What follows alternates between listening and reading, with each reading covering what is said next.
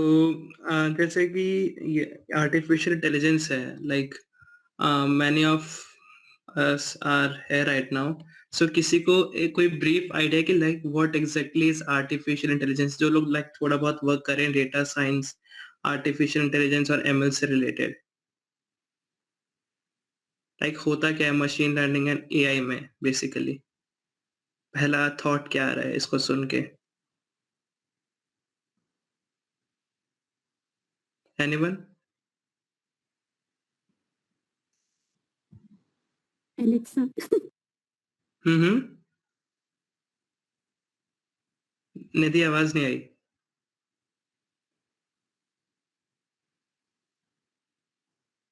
Okay fine. So basically most famous devices like Alexa ये सब artificial intelligence से बने होते हैं। okay, fine, that's fine. So basically like निधि ने कहा कि Alexa Google and Assistant also. Google Assistant, and these all are basically you can say artificial intelligence based devices. Like this is fine. This is only a part of artificial intelligence, you can say. Artificial intelligence काफी vast है. Like if we go with the formal definition, artificial intelligence is the intelligence demonstrated by machines.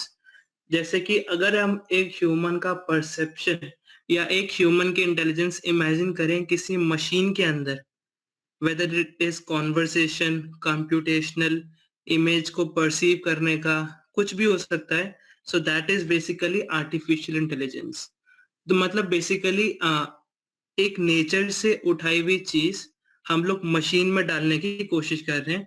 So that is basically artificial intelligence. Fine. तो like I have a graph here, because machines are like we have sensory organs like eyes, nose, tongue, etc.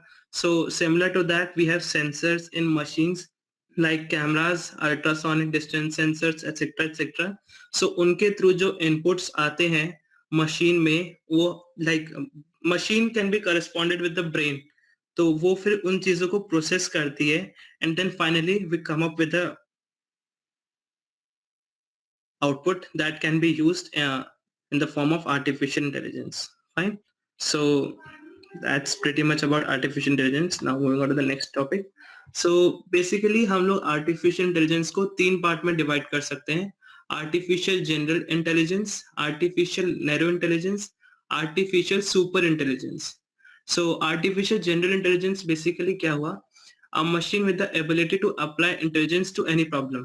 Like अगर हम बात करें किसी एक specific problem के बारे में, लाइक अगर हम एक मॉडल या कुछ डिजाइन कर रहे हैं एक स्पेसिफिक टास्क के लिए, whether it's like image recognition और कोई भी चीज हो सकती है, सो that is artificial general intelligence. कुछ भी हो सकता है लाइक इन जनरल किसी भी चीज के लिए वो।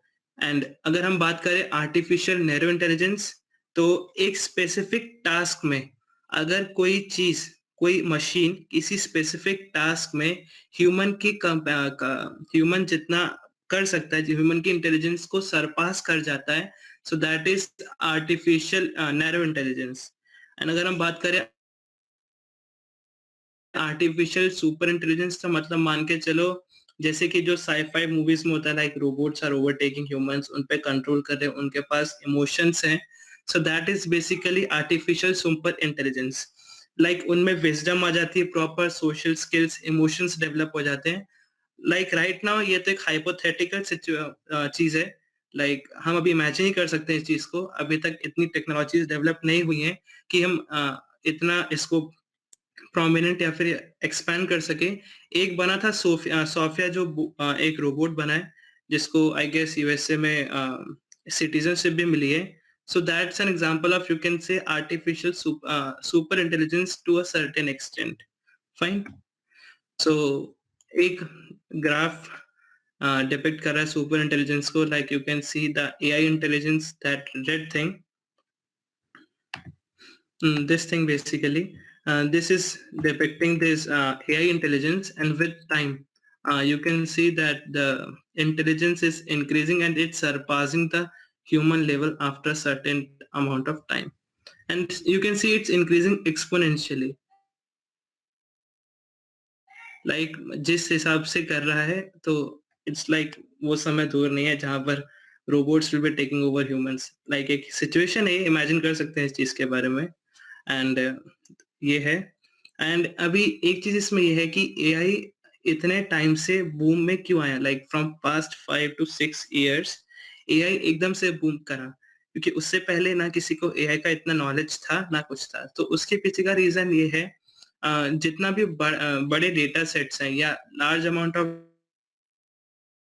डेटा है, जब से इंटरनेट बूम हुआ तब से वो जनरल पब्लिक के लिए अवेलेबल हो गया। Like even if I am sitting on my in my home, तो मेरे पास भी वो डेटा का एक्सेस है जो कि किसी और बंदे पे हो सकता है। सो सब लोग एक प्लेटफॉर्म पे आ गए, एक सिमिलर प्लेटफॉर्म पे आ गए। एंड देन उसके बाद दूसरी चीज ये है, जो एनवीडिया है एंड जो बाकी ग्राफिक्स की कंपनी जो ग्राफिक कार्ड्स बनाते हैं बेसिकली, तो उन्होंने लाइक इस चीज को अपने लैपटॉप्स में डालना शुरू किया। एंड इससे पहले इज लाइक उनके पूरे डेटा साइंस लैब्स होते थे, so they were using this graphic cards over there. But जैसे-जैसे टेक्नोलॉजी इम्प्रूव हुई, चीज़ें थोड़ी छोटी होने लगी, so they we are just getting these Nvidias in our laptops, तो जिसके कारण एआई का इम्प्लीमेंटेशन करना थोड़ा-सा हर एक जनरल के लिए पब्लिक के लिए आसान हो गया था। तो इस चक्कर में एआई इतना बूम करा। So I will be sharing this presentation with you all after this seminar. So if someone is interested in viewing that again, so I have provided a YouTube link over here. You can just go over with that and just have a look how AI is progressing faster than you think. Like for example, in this video only, there was an example. Like when you write a text, like a yellow bird is sitting on a tree. So जो model होता है वो एक image perceive कर देता है, एक realistic image of a bird that is sitting over a tree. So ये एक एआई का एग्जांपल है basically. All the recommendation system जो कि हमें नेटफ्लिक्स पे मिलते हैं या अमेजोन पे मिलते हैं, जैसे हम एक पर्टिकुलर अगर चीज सर्च करें फ्लिपकार्ट पे, सो उसके बाद हमें जो ऑफर्स और जो चीजें मिलती हैं, दैट इज बेसिकली जो चीज हम सर्च करते हैं उसके हिसाब से मिलती है। तो that is all due to AI, artificial intelligence and stuff. Fine. And अगर मैं बात करूं इन जनरल, आर्टिफिशियल इंटेलिजेंस के अंदर आता है machine learning, and machine learning के अंदर आता है डीप लर्निंग। सो अगर मैं आर्टिफिशियल इंटेलिजेंस की एक फॉर्मल डेफिनेशन पे ले जाऊं, तो that is mimicking the intelligence और बिहेवियर पैटर्न और एनी अदर लिविंग एंटिटी। इसका मतलब क्या है कि हम किसी चीज को मिमिक कर रहे हैं, लाइक किसी लिविंग बीइंग को, ह्यूमंस को, किसी चीज को वो हम मशीन्स के थ्रू मिमिक करना चाह रहे हैं। So that is basically artificial. Mimic artificial somewhat relative term है। सो इसलिए that is the we have coined the term artificial intelligence. And artificial intelligence को अचीव करने के लिए we use machine learning. So what exactly is machine learning? A machine learning is a technique by which a computer can learn from data without using a complex set of different rules. तो machine learning से basically हमारा meaning ये है, जैसे एक छोटा बच्चा है, हम एक छोटे बच्चे को सिखाते हैं कि ये देखो, ये एक कुत्ते की फोटो दिखा के हम बोलते हैं देखो ये कुत्ता है, एंड बिल्ली की फोटो दिखा के बोलते हैं देखो ये बिल्ली है। सो बेसिकली वही चीज हम मशीन के साथ कर रहे होते हैं।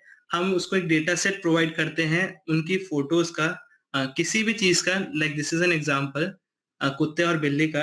एंड देन उसके बाद फिर भी जैसे अगर वो बच्चा अगर कहीं रोड पे जा रहा है, तो if he sees a dog, so ये जस्ट से देखो पापा या जो भी एक्सवाइजेड कुत्ता है एक वो। सो सिमिलरली मशीन लर्निंग को भी अगर हम कोई अनलेबल्ड डेटा या कोई अनलेबल्ड इमेज प्रोवाइड करते हैं, सो ही और she it should be able to like एक प्रिडिक्शन मारना चाहिए उसको कि हाँ, ये जो इमेज मेरे को इनपुट में मिली है वो चीज मुझे वो चीज डॉग है या कैट नहीं है। So this is basically machine learning. And deep learning की अगर हम एक फॉर्मल डेफिनेशन की बात करें, so that is a technique to perform machine learning inspired by our brain's own network of neurons. So अगर मैं डीप लर्निंग की बात करूं, just like our brains have neurons, deep learning में भी न्यूरॉन्स का यूज होता है। तो उसके बारे में मैं अभी प्रेजेंटेशन में आगे बताऊंगा। Like it's a part of machine learning जिसके थ्रू हम एआई को अचीव कर लेते हैं। फाइन, किसी को अभी तक यहाँ तक में किसी को कोई डाउट?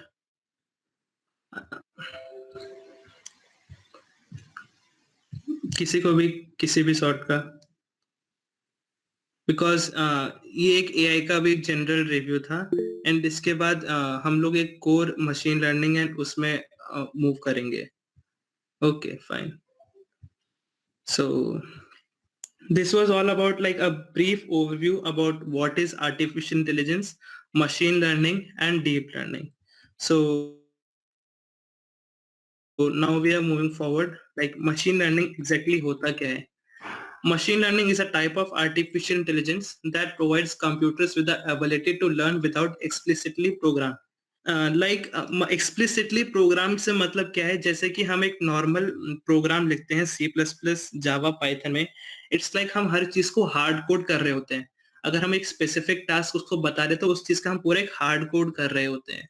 लेकिन मशीन लर्निंग में ऐसा नहीं होता। मशीन लर्निंग होता है हमको बेसिकली एक ब्रॉड पर्सपेक्टिव चाहिए होता है हर चीज का, कि मतलब हर चीज एक एक्सप्लिसिट कोड ना करना पड़े, वो चीज कंप्यूटर अपना आप फिगर आउट करे।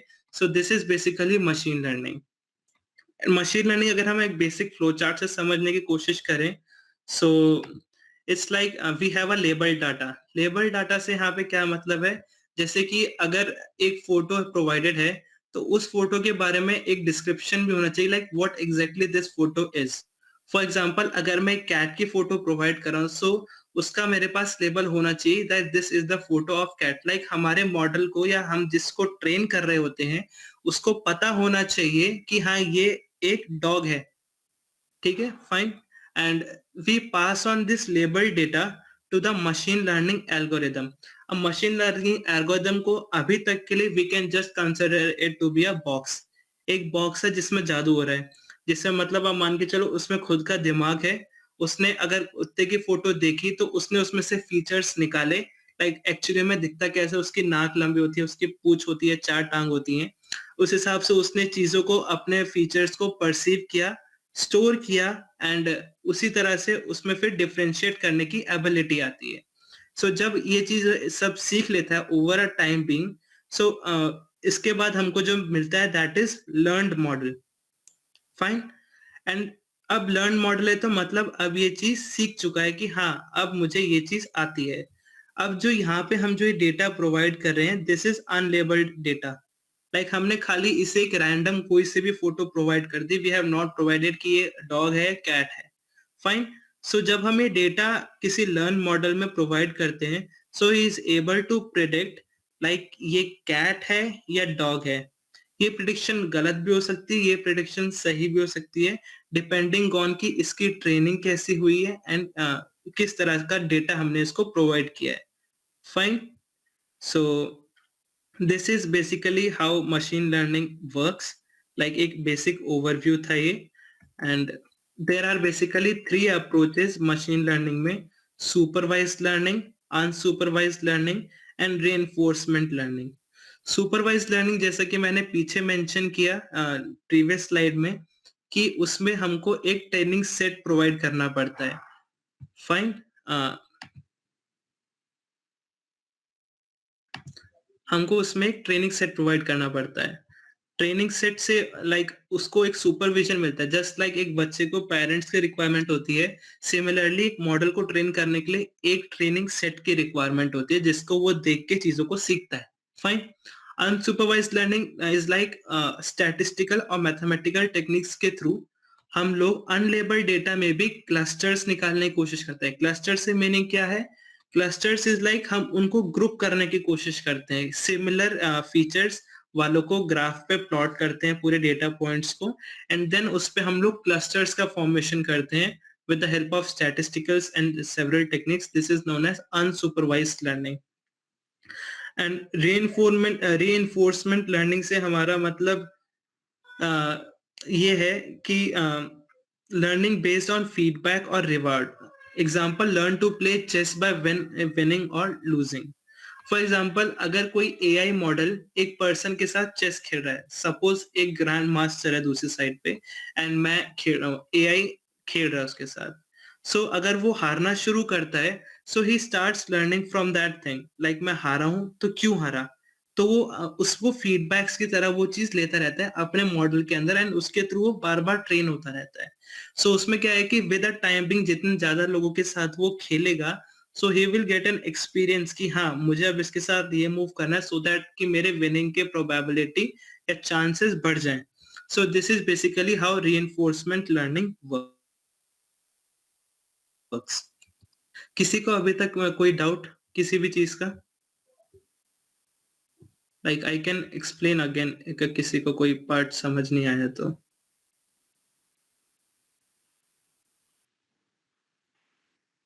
किसी कोई डाउट? आई गेस नहीं, सो लेट्स मूव फॉरवर्ड। अब मशीन लर्निंग में भी दो टाइप की प्रॉब्लम्स होती हैं, one is classification and clustering, जैसा कि मैंने पीछे मेंशन किया। क्लासिफिकेशन के लिए basically use regression and clustering के लिए anomaly detection and stuffs like that. So पहले हम लोग कुछ क्लासिफिकेशन एल्गोरिदम्स के बारे में पढ़ेंगे and then we will just move forward with the clustering thing. Like these things जो भी मैं बता रहा हूँ सेमिनार में, ये खाली एक ओवरव्यू है हर चीज का। इसकी अगर हम एक्चुअल मैथमेटिक्स में जाएंगे सो वो एक वेबिनार में कंप्लीट नहीं हो सकती है। सो लाइक मैं एक ओवरव्यू देने की कोशिश कर रहा हूँ हर चीज की। फाइन। तो अगर मैं यहाँ पे बात करूं तो अगर क्लासिफिकेशन एल्गोरिदम्स की, so naive Bayes algorithm, logistic regression, decision trees algorithm, K nearest neighbour algorithm, support vector machine algorithm, random forest, stochastic gradient, kernel approximation algorithm, ये सारे जो होते हैं क्लासिफिकेशन एल्गोरिदम्स के पार्ट होते हैं। फाइन।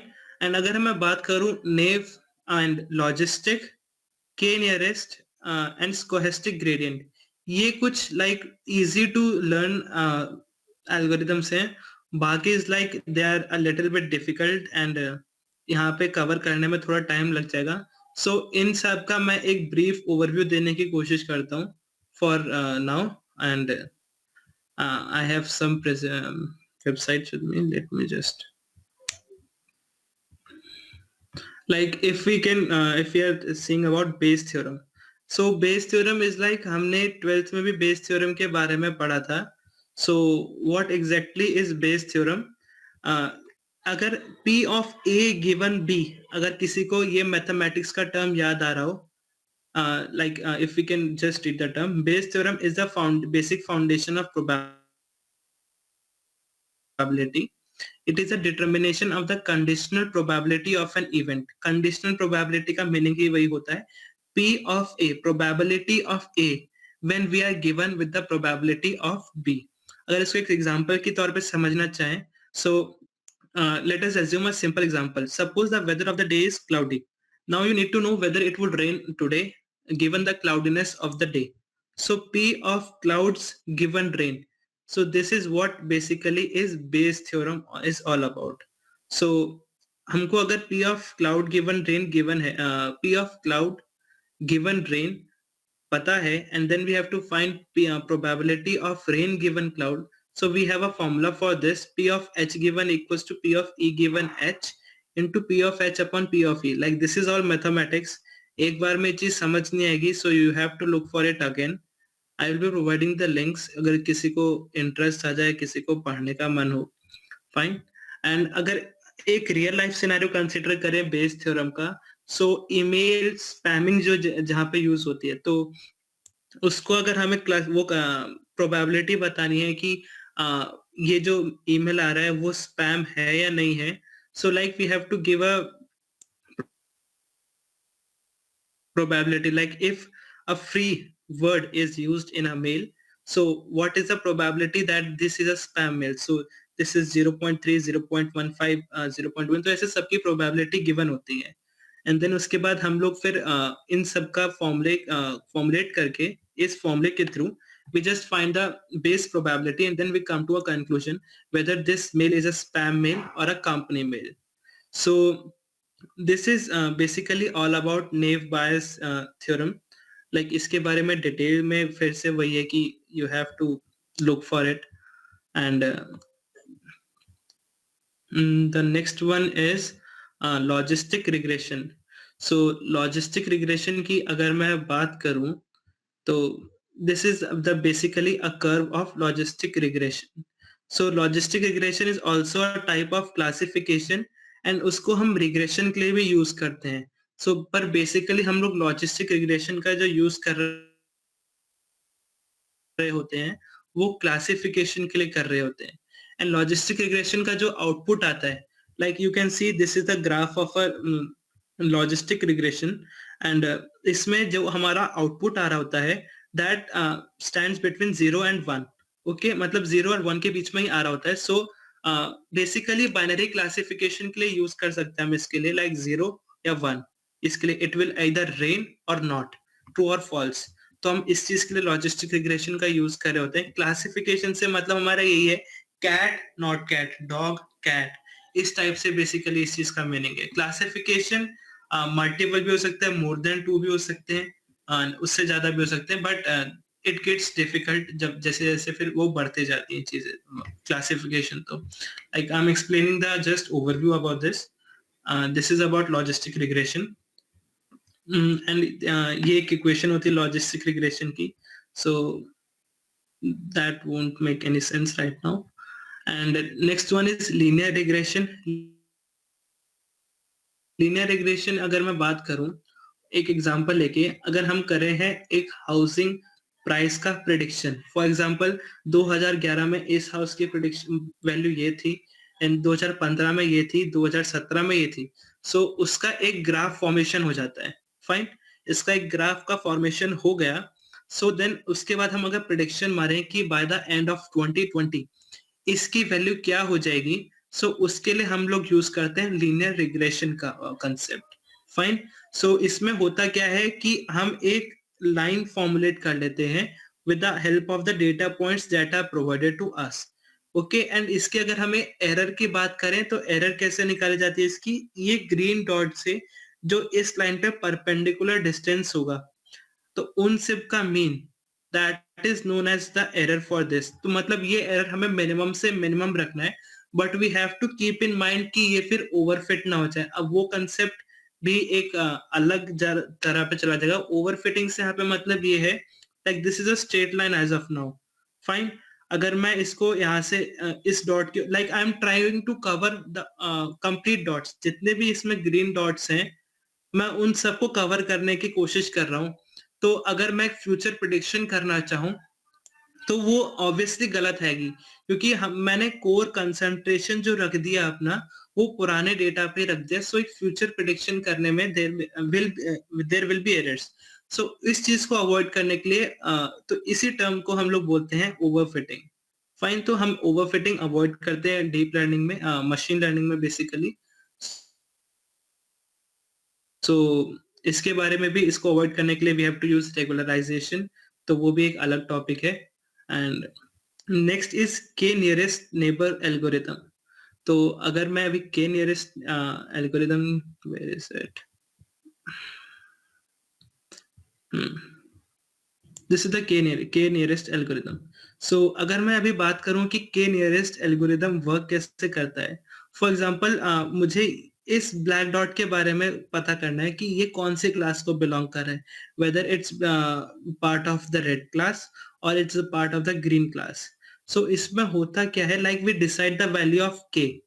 इसमें हम लोग के की वैल्यू डिसाइड करते हैं एंड देन उसके बाद जितने वैल्यू हमने डिसाइड की, सपोज हमने वैल्यू डिसाइड की 4, तो हम लोग 4 नियरेस्ट इसकी डिस्टेंस मेजर करते हैं।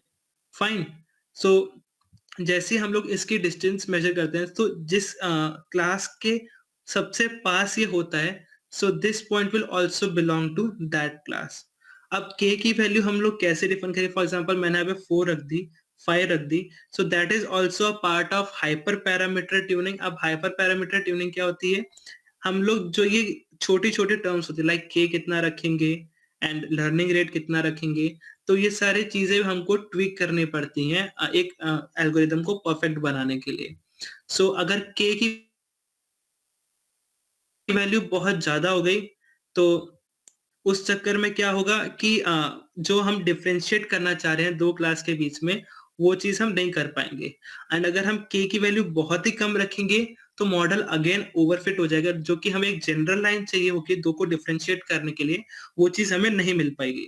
फाइन। सो अभी के लिए मैं क्लासिफिकेशन एल्गोरिथम्स में खाली यही कवर कर रहा हूँ, क्योंकि बाकियों में थोड़ा ज्यादा टाइम लग जाएगा। एंड इसके बाद अगर मैं यहाँ पर आऊँ क्लस्टरिंग एल्गोरिथम्स पे, लाइक यहाँ पे जहाँ पे हमने मेंशन किया था अभी क्लस्टरिंग एंड क्लासिफिकेशन, तो क्लासिफिकेशन तो I have mentioned here, and now we are moving on to the clustering algorithms. So clustering algorithms में भी अलग अलग तरह की एल्गोरिथम्स होती हैं। के means clustering, mean shift clustering, density based clustering, and expectation maximization clustering using Gaussian and agglomerative hierarchical clustering। तो इसमें भी बेसिकली जो लास्ट के टू हैं they are a bit lengthy and काफी ज्यादा कॉम्प्लेक्स स्ट्रक्चर्स हैं, तो उसके लिए बेसिकली मैं उन पे फोकस नहीं करूंगा। तो अभी के लिए मैं के मींस क्लस्टरिंग पे कंसंट्रेट कर रहा हूँ। सो इसमें मुझे थोड़ा जूम इन करना पड़ेगा।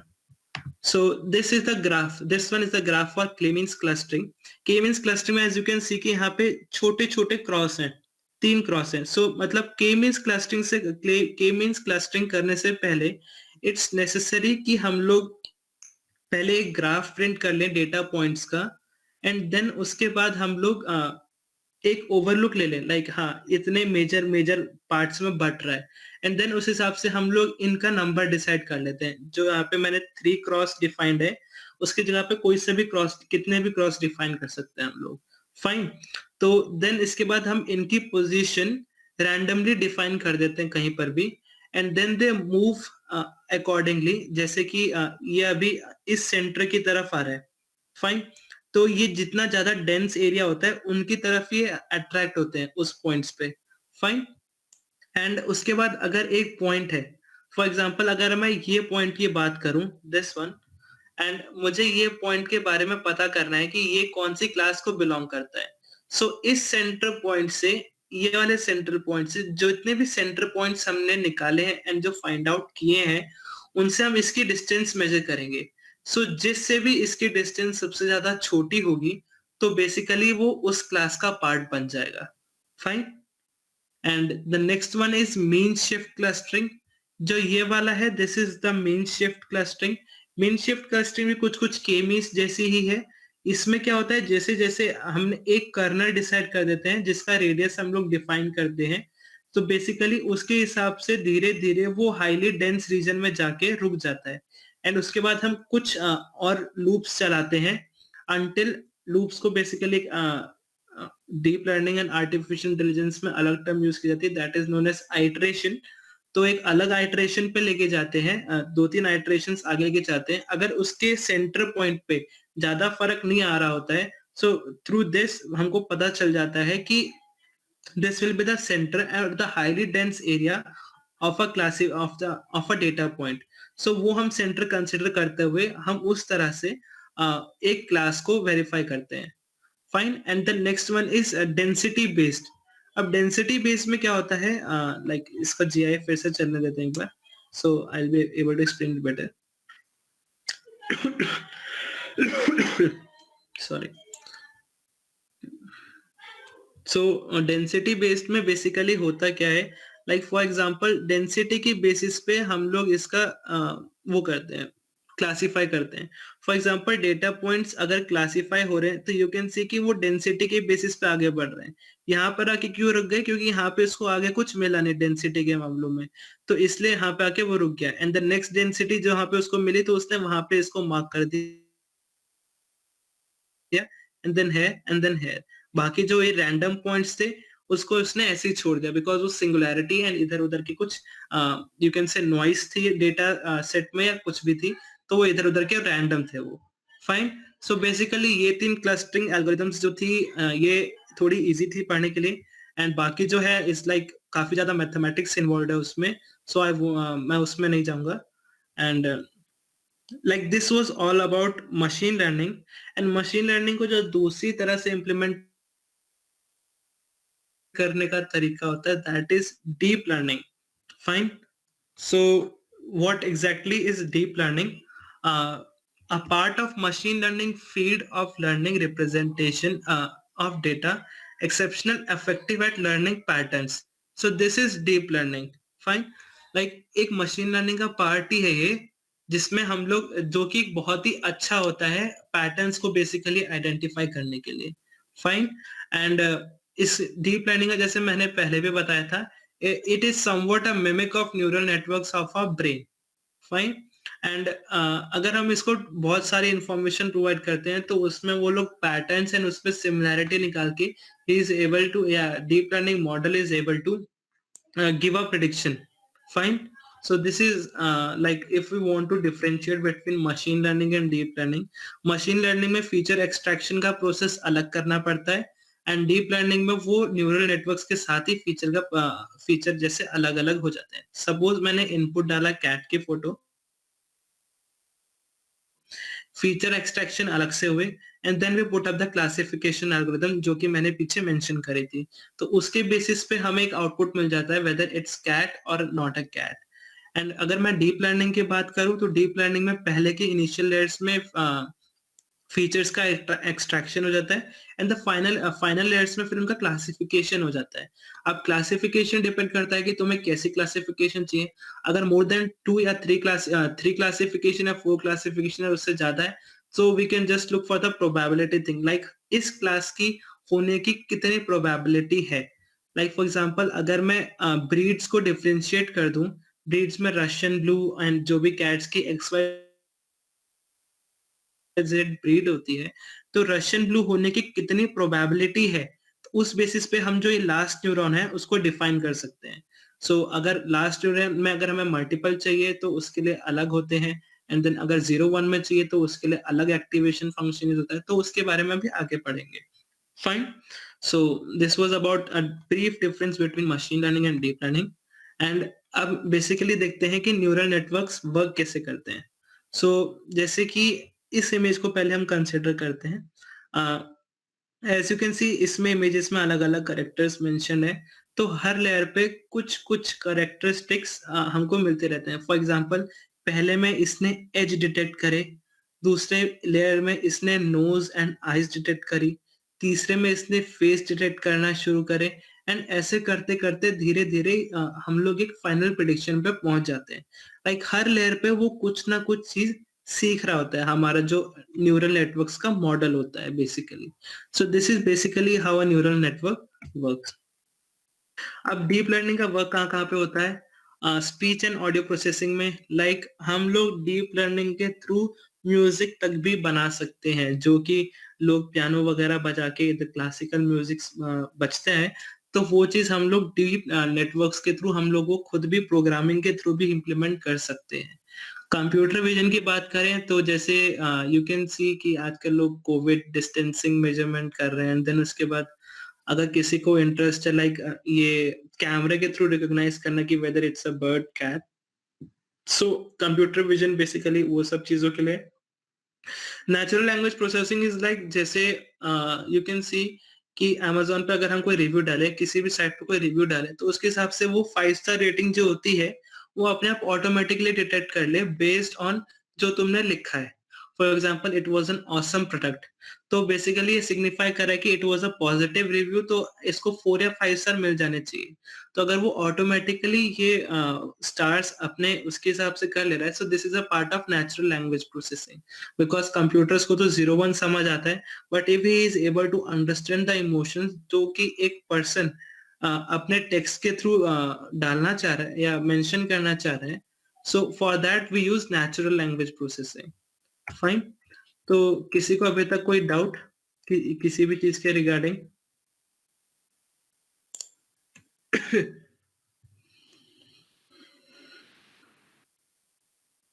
हेलो.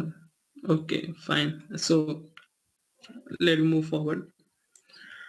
तो अगर हम बात करें कि डीप न्यूरल नेटवर्क्स के लिए हमें किस किस चीज की रिक्वायरमेंट है, तो एक लार्ज डेटा सेट के रिक्वायरमेंट, जैसे मैंने पीछे मेंशन किया था कि एआई इतना बूम क्यों कर रहा है. Enough computing power, like cloud computing के थ्रू तुम करो, या फिर तुम्हारा लैपटॉप इतना पावरफुल हो in order to carry out the deep learning computations. And उसके बाद मेजरेबल एंड डिस्क्राइबेबल गोल्स। इसमें बेसिकली है कि हमें कितना क्या चाहिए, हमारी एक्सपेक्टेशंस क्या है एक डीप लर्निंग के मॉडल से, लाइक हम क्या एक्सपेक्ट कर रहे हैं, क्या कोड कर रहे हैं। So these are measurable and describable goals. An Excel task where the basic unit pixel has a very little meaning in itself, but the combination of such unit has a useful meaning. इसका meaning ये है, जैसे कि अगर एक single entity या single चीज की बात करूं तो उसकी कोई वैल्यू ना हो, लेकिन इन कलेक्टिव अगर उन सबसे अगर इंफॉर्मेशन परसीव हो रही हो एंड उसके बाद एक बहुत ही मीनिंगफुल डेटा, एक मीनिंगफुल इंफॉर्मेशन निकल के आ रही हो, so these are basically the requirements for the deep learning in making a deep learning model. So अब हम बात करते हैं आर्टिफिशियल न्यूरल नेटवर्क्स की। Fine. So artificial neural networks में this is the input layer. अब इनपुट लेयर कैसे define होगी? इनपुट लेयर कैसे भी हो सकता है, अगर तुम इमेज डाल रहे हो तो उसके लिए अलग लेवल की इनपुट लेयर होगी। अगर तुम कुछ और चीज इसका डाल रहे हो, लाइक इमेज डाल रहे हो तो अलग होगी, एंड टेक्स्ट डाल रहे हो तो उसके लिए अलग होगी। सो ये हर उसके हिसाब से अलग अलग डिफाइंड होती है। These are hidden layer, these two. अब हिडन लेयर्स में क्या कंप्यूटेशन हो रही है, क्या हो रहा है, ये एक जनरल पब्लिक को पता नहीं होता है। Like if I am the coder, मुझे पता होगा कि हिडन लेयर्स में क्या हो रहा है, बट अगर मैं इसका एक प्रोडक्ट बना के किसी और पर्सन को दे रहा हूँ, it's like a black box. इसके अंदर क्या कंप्यूटेशन एंड क्या हो रहा है ये बाहर के बंदे को पता नहीं होगा। Fine. And after that we have an output layer. Output layer के थ्रू हमारा प्रेडिक्शन आता है। Fine. So consist of one input, one output, and fully connected hidden layers in between. Each layer is represented as a series of neuron. जो एक single circle है, these ये जितने भी सर्कल्स है, these are known as neurons. अब neurons के अंदर बेसिकली होता क्या है वो अभी आगे बताऊंगा मैं and progressively extracts higher and higher level features of the input until the final layer essentially makes a decision what the input shows. Fine. तो इसमें कुछ ना कुछ कंप्यूटेशन होते रहते हैं जिसके बाद हमें एक आउटपुट लेयर मिलता है। फाइन। तो इसके बाद है अ सिंगल न्यूरॉन। एक सिंगल न्यूरॉन एक्चुअली में होता कैसा है, तो इसके अंदर जो इसमें अगर मैं बात करूं, जो इसमें प्रीवियस लेयर से इनपुट्स आ रहे हैं, इस लेयर से जो हमने इनपुट डाला है, इसके एक एक न्यूरॉन से जो इनपुट आ रहे हैं, that are these one. Fine. ये जो तीन यहाँ पे मेंशन्ड है, ये इनपुट्स हैं प्रीवियस लेयर से, एंड इसमें कुछ वेट एडेड होता है, W1, W2, W0। अब ये वेट्स फिर से वही है कि थोड़ा डिटेल्स में जाना पड़ेगा वो चीज है, एंड इन सब का एक समेशन होता है, नॉर्मल एडिशन होता है, इन सब चीजों का समेशन होता है जितने भी इनपुट्स प्रीवियस लेयर में हो, एंड उसमें एक बायस का टर्म ऐड होता है। तो यहाँ पे सबका समेशन हो गया, and then the other part of the जो न्यूरॉन होता है उसमें एक्टिवेशन फंक्शन होता है। एक्टिवेशन फंक्शन भी फिर अलग अलग टाइप के होते हैं डिपेंडिंग ऑन कि हम लोग किस चीज के बारे में किस पे काम कर रहे हैं एंड क्या कर रहे हैं। एक्टिवेशन फंक्शन बेसिकली एक नॉन लीनियरिटी फंक्शन होता है। अब हम लोग यहाँ पे नॉन लीनियरिटी फंक्शन ही यूज कर रहे हैं, तो नॉन लीनियरिटी फंक्शन यूज करने का बेसिक मोटिव ये है कि अगर हम लीनियर यूज करते रहेंगे, सो हम लोग जो पर न्यूरॉन के हिसाब से जो कुछ चीजें वो सीख रहा है, या तो वो बिल्कुल सीख ही नहीं पाएगा, या तो बहुत ही कम पेस रहेगी उस चीज की। तो इसलिए फिर हम लोग नॉन लीनियरिटी फंक्शंस का यूज करते हैं। Fine. And non linear activation functions ये कुछ होते हैं, sigmoid, tanh, ReLU and soft plus. Soft plus इतना ज्यादा यूज नहीं होता है, and ReLU is like max of 0x। अगर 0 है तो उसकी वैल्यू 0 रहेगी, एंड अगर वो x पे जा रहा है तो उसकी वैल्यू फिर x ही रहेगी। फाइन। रेलू सबसे ज्यादा आजकल यूज किया जाता है बिकॉज फिर वही बैक प्रोपगेशन का कंसेप्ट है, या तो उसमें वैनिशिंग ग्रेडियंट का प्रॉब्लम आता है, एंड ये इसको अब एक बार को साइड रख देते हैं बिकॉज इट्स लाइक थोड़ा कॉम्प्लिकेटेड हो गया है। And the training process of deep learning. Training कैसे होती है? मशीन लर्निंग में तो हमने देखा कि उसमें ट्रेन कैसे होता है कि हम लोग मशीन लर्निंग एल्गोरिथम में ट्रेन करते हैं, देन उसके बाद फिर वो प्रेडिक्ट मारता है। इसमें क्या होता है, ये एक लेबल डेटा है। लेबल डेटा हमारे न्यूरल नेटवर्क्स में धीरे-धीरे आगे बढ़ता है, लाइक वो हर लेयर के साथ कुछ-कुछ सीखता है उस पे, एंड देन उसके बाद उसको जो एरर्स लगते हैं, लाइक अगर उसकी प्रेडिक्शन गलत गई, तो प्रेडिक्शन गलत क्यों गई? तो उसका पूरा फिर जो एरर लॉग होता है या जो भी एरर्स होते हैं वो फिर से फर्स्ट लेयर पे भेज देता है, इनपुट लेयर के नेक्स्ट लेयर पे भेज देता है कि यहाँ पे ये एरर्स हुई थी, तो उस हिसाब से जो यहाँ पे W मेंशन्ड है ना वेट्स, ये वेट्स की वैल्यू चेंज होती रहती है। लाइक एक इनपुट न्यूरॉन में कितना उसकी वेट कितना उसकी वैल्यू कितनी होनी चाहिए, इस हिसाब से वो चीज़ चेंज होती रहती है। एंड देन उसके बाद वो अपडेट करते हैं कनेक्शन वेट्स को, एंड देन उसके हिसाब से ये प्रोसेस फिर से चलता रहता है। Fine? So I guess that was pretty much about this webinar. किसी को कोई डाउट है किसी चीज़ के regarding? So he can ask. So okay, so that's pretty much about this webinar.